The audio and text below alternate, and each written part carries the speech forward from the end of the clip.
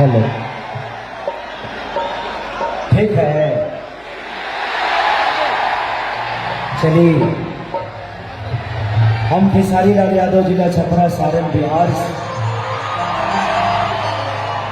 जितने भी हमारे श्रोता, भगवान स्वरूपी श्रोता जितने भी आए हैं, मैं सबका चरण छू के प्रणाम कर रहा हूँ। एक ताली बजाते श्रोता।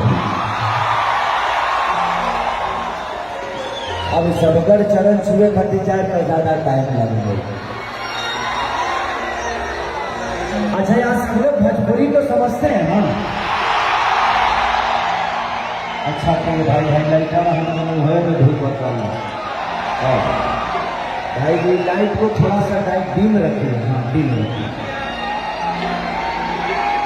हम लौकाई दे रहे हैं क्योंकि आप सब मुझे देख पा रहे हैं, मैं आपको नहीं देख पा रहा हूँ इस लाइट की वजह से। तो कुछ अलग से लाइट दे दीजिए ताकि मैं भी देख पाऊँ इनको। हमारा मोरिये पे बार बार करे बड़ा बात तो हमारा